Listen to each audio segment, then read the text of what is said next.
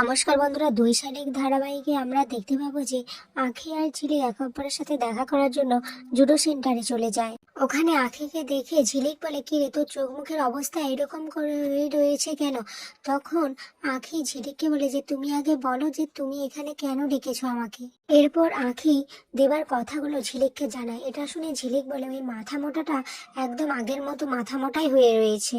এরপর ঝিলিক তার ব্যাগ থেকে একটি ছবি বের করে আঁখিকে দিয়ে বলে, আচ্ছা দেখ তো, এটা কি তোর ছবি? তখন আঁখি বলে, হ্যাঁ এটা তো আমারই ছবি। আমি তোমাকে বলেছিলাম না যে আমি উকিল কাকুর বাড়িতে থাকতাম, তো এই উকিল কাকুই আমার বাড়ির ছবিটা তুলে দিয়েছিল। এরপর ঝিলিক ওই লকেটটা আঁখিকে দিয়ে বলে, আচ্ছা দেখ তো, এটা কি তোর লকেট কিনা? তখন আঁখি দেখে বলে, হ্যাঁ এটা তো আমারই লকেট, উকিল কাকু বলেছিল এটা আমার বাবা আমাকে দিয়েছে। এরপর ঝিলিক সেই লকেটটা খুলে দেখিয়ে আঁখি তো অবাক হয়ে যায়, কারণ সেখানে রাধা মায়ের ছবি দেখে। এটা দেখে তো আঁখি খুবই আপ্লুত হয়ে যায়। সে ভাবতে থাকে যে আশ্রমে সে রাধা মাকে দেখেছিল। তো ঝিলিক বলে, আচ্ছা আঁখি, তুই বলেছিলিস না এটা তোর বাবা দিয়েছে, তার মানে রাধা মাসি হচ্ছে তোর মা। ওর আঁখি তো কান্নায় ভেঙে পড়ে। তারপর বলে, আমি আমার মায়ের কাছে যেতে চাই। তখন ঝিলিক বলে, হ্যাঁ আমিও আজ তোকে তোর মায়ের কাছে নিয়ে যাব। আজকে দিনটা কত ভালো বলতো, যে আমরা 2 শালিকই আমাদের মায়ের কাছে ফিরে যেতে পারবো। এরপর ঝিলিক তার মায়ের কাছে গিয়ে তার মাকে একটি ছাতা দেয় আর বলে যে এই ছাতাটা নাও, এই ছাতাটা নিলে রোদের মধ্যে থাকলে গরম ধরবে, যা আর তোমাকে ঠান্ডাও লাগবে না।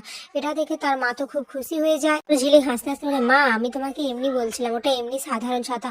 তারপর ঝিলিক তার মা বাবার সাথে গল্প করতে থাকে। অন্যদিকে দেখা যায় আঁখি তার মায়ের কাছে যায় আর সেখানে যে তার মায়ের কোলে শুয়ে তখন তার মা তার মাথায় হাত রাখে।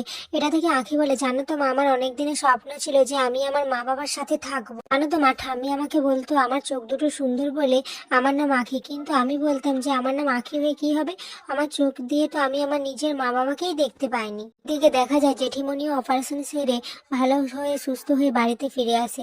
আর গৌরবের মা বলে, জানো তো দিদি, আমি তোমার জন্য রোজ পুজো দিতাম। তখন জেঠিমনি বলে, আমি শুনেছি তুই নাকি উপোস করেছিস, কিন্তু আজ আমি নিজের হাতে খাইয়ে তোর উপোস ভাঙবো। অন্যদিকে ঝিলিক তার মায়ের বানানো কচুরি খাচ্ছিল। তখন দেবা এসে হাজির হয়।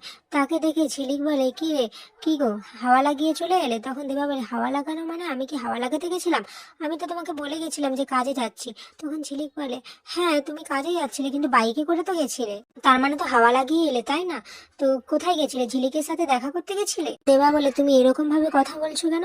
তখন ঝিলিক বলে, হ্যাঁ তুমি তো সত্যিই বলেছো যে তুমি ঝিলিককে ভালোবাসো সারাদিন, যে আমি ঝিলিকের মতো হতে পারবো না। তখন দেবা বলে, তুমি এভাবে কথা বলছো কেন? ও দেবা বলে, ঠিক আছে আমাকে খেতে দাও। তখন ঝিলিক বলে, সব খাবার আমি খেয়ে নিয়েছি। এরপর দেবা বলে, মানে আমি তাহলে খেয়ে খাবো? তখন ঝিলিক বলে, আমি কি করে জানি? বলে যে বর পরই হয়। তখন দেবা বলে, তুমি ঝিলিকের মতো কথা বলছো কেন? আগামী পর্বে দেখা যায় যে দেবা আঁখিকে নিয়ে চিন্তায় পড়ে যায় যে গৌরব আঁখিকে আবার কিছু করবে না তো। এখানে আজকের পর্বটি শেষ হয়ে যায়। ভিডিওটি ভালো লাগলে লাইক, কমেন্ট, শেয়ার এবং সাবস্ক্রাইব করে দেবেন। আপনাদের একটা সাবস্ক্রাইব আমাকে অনেক মোটিভেট করে।